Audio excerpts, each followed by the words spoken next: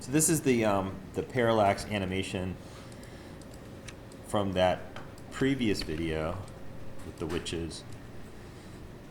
So let's say I want to bring in some frame by frame animation into this. I'll bring in one of those Fina kinetoscopes in here. So I'm going to do a search, and I will search for, let me make sure I have,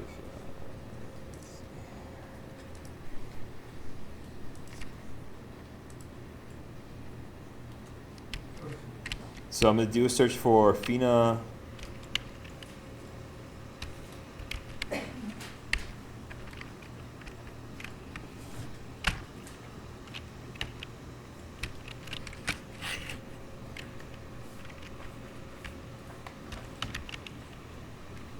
kinetoscope, Fina kinetoscope, and let's see, I'll find one of them.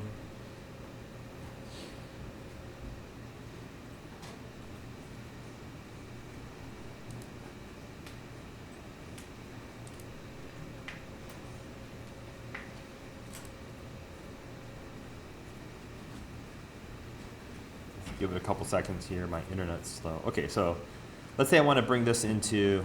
Actually, I like the snake. The snake one is pretty cool. Oh, not working. All right, I'll do this one.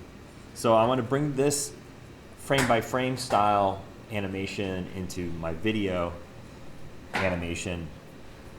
I'm going to take this Fina kinetoscope, and I'm going to save it. And I will just save it to my desktop.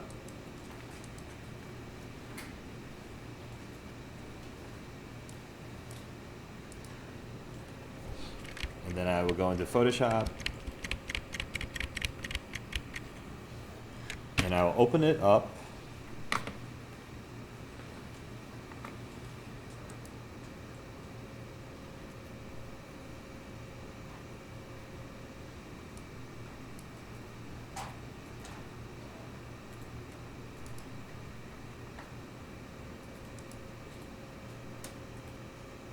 And it's a GIF, so it opens up, and I have all my frames in the timeline, and I have all of my layers that correspond to the frames. So to bring this into your video timeline, all you have to do is just go to File, Export, and render this out. So you're going to render out this as a video. Now this has some transparency in the corners. So if I want to keep that transparency, and this is only applies if you're on a Apple, on a Mac machine. You can pick QuickTime as a format, but we're not using QuickTime here. So we'll have to use H.264. Go ahead and render this. I'll render it to the desktop. So now I'm taking the GIF and I'm exporting it. I'm basically exporting the GIF as a video file, a .mp4 file. So I'm using File, Export, Render Movie to do that. Now that I've done that, I can go back into my timeline animation. Not that one.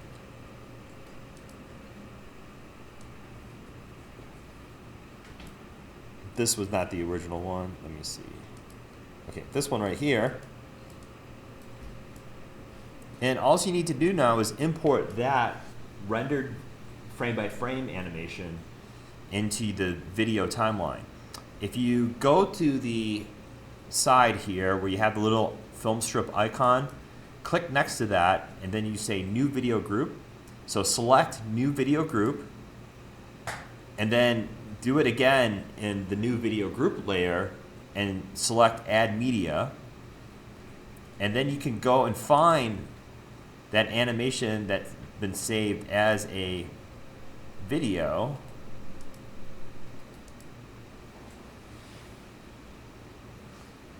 So here it is right here. Hit open, and there it is. So now I basically have frame by frame animation playing in the video here. Now there's some black in the corners that I want to get rid of. I don't want these black corners. I want to have transparency. So the way you do that is you go into your layer for the video that you imported, and those video layers are going to have a film strip icon in the lower right hand corner, little tiny film strip icon indicating that this is a video layer. Well, to actually change that image, you have to convert it to a smart object. So I'm going to right click on the layer and convert to smart object. That little icon in the corner changes to like a little piece of paper now. So now it's a smart object. Now I can right click and click on edit contents. And this opens up. And basically what you have to do is go frame by frame and delete that black to get the transparency back. So I use my magic wand tool. And here I have contiguous turned on, because the black kind of goes all the way around. And I just hit delete, go to the next frame, hit delete, go to the next frame, hit delete. So this, depending on how many frames you have, it can take a while. I kind of recommend doing this for something that only has a limited number of frames. So like a shorter cycle of frames, because otherwise it is kind of time consuming to go in here.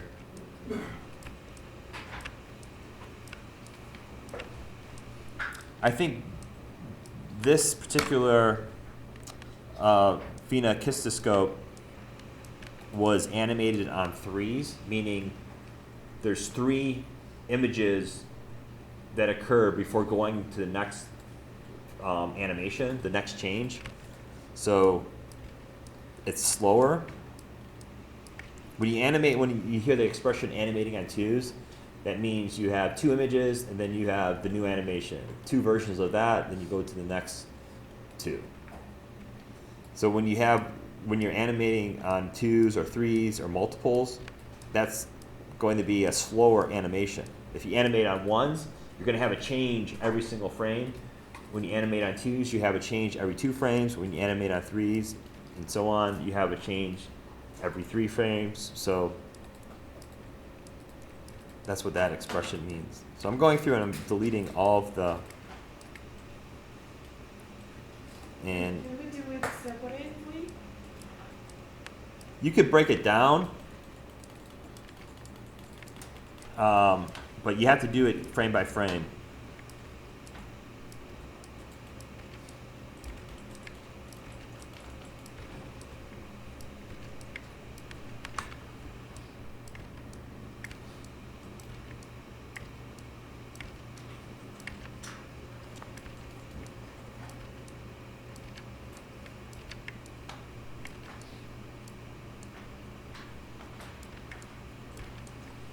Yeah, if you miss a frame, you're going to get a little bit of flicker.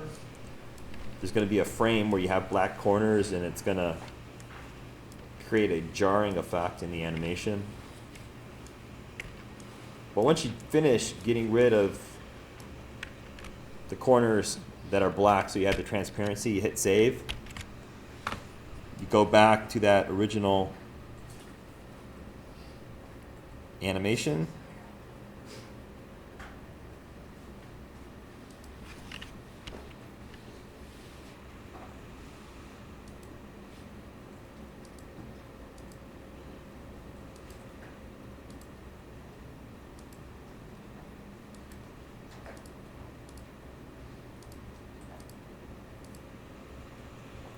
And now I have, I'm back in the original animation.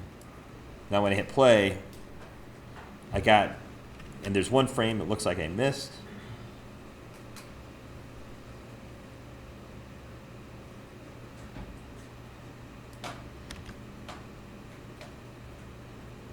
But now I have frame by frame animation in my video timeline.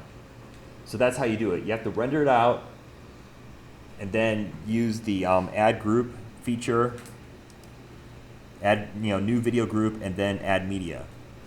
And then let's see, I'm going to go back here, right click on the layer for that frame by frame animation, go back to edit content. I'm going to find that frame. So it looks like I have this frame that's black. There it is. much more check. Delete that. Okay. So I found it.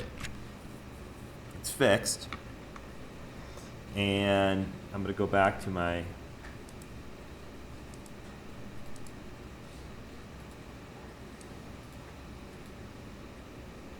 So now that I got rid of all of that black in the corner, so I have the transparency, the next thing I want to do is I want to extend this frame-by-frame animation for the full length of the video. Now, the frame-by-frame animation was a little bit shorter. Like, it looks like my full length is about probably 26, 27 frames, or maybe more. And it looks like 20. Let's say my video is 100 frames. And this frame-by-frame animation was only 50 frames. Well, I have to duplicate it and have those duplicates go across the full length of the animation itself. So if you hit Alt and drag, or actually just do a copy and paste, and every time you copy and paste, it's going to create that duplicate. And then go into the very end of the animation.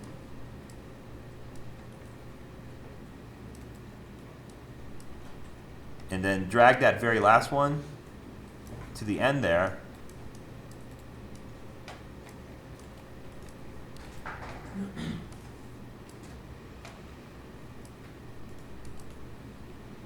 Now the frame-by-frame animation goes to full length. Oh, it looks like I have a little glitch. I still have a couple glitches in there, but that's how you create the full length. Now, one last thing you might want to do is, instead of having 3 separate frame-by-frame animations, maybe you render it out and you combine it so you only have one. Because if I combine it, I can also add more motion to the animation itself. So I'm going to stop it here. I'm going to turn off my other layers, those parallax scrolling layers. I'm going to select all 3 layers for the frame-by-frame animation, and I'm going to go into File. I'm going to render this, so I'm going to go into Export, Render Video. I'll just call this full length, frame-by-frame, render, give it a couple seconds.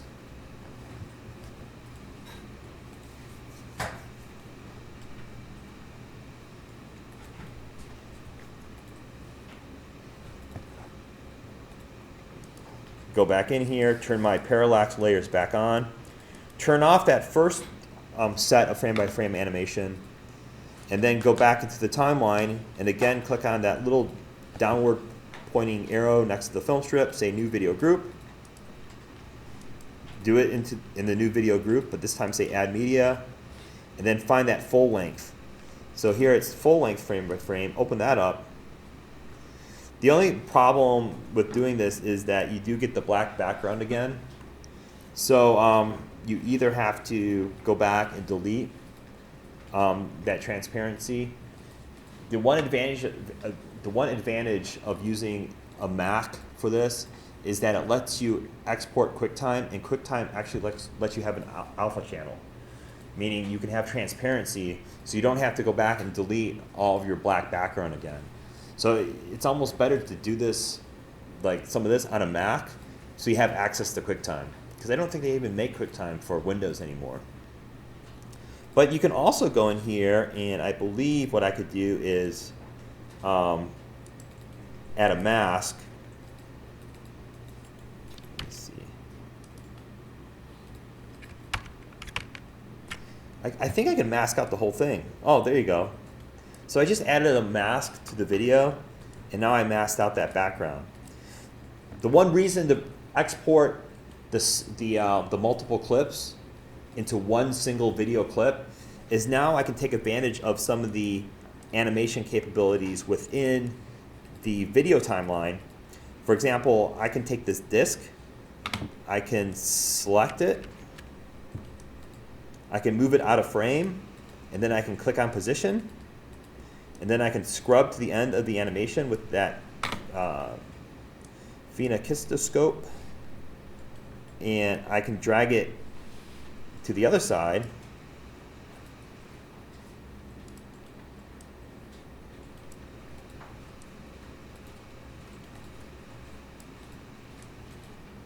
Hold on here.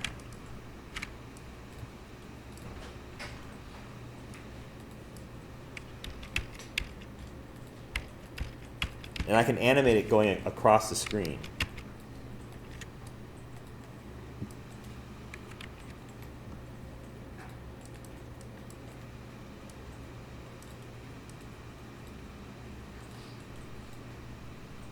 I guess it doesn't.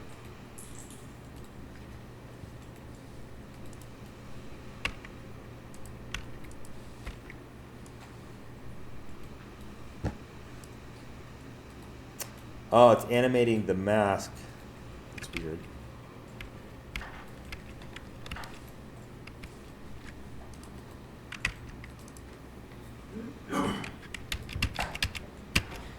It was animating the mask and not the. So let me do that again. Hit position, move, change the position.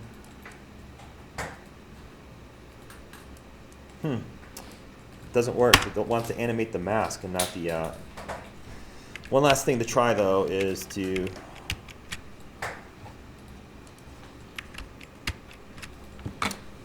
take this with the mask added and say add mask to selection.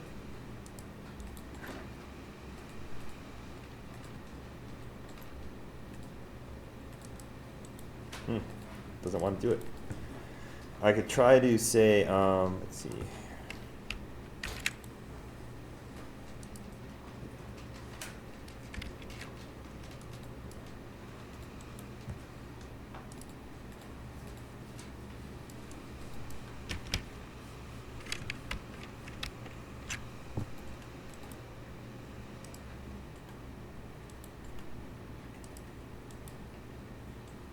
Doesn't let me apply the mask.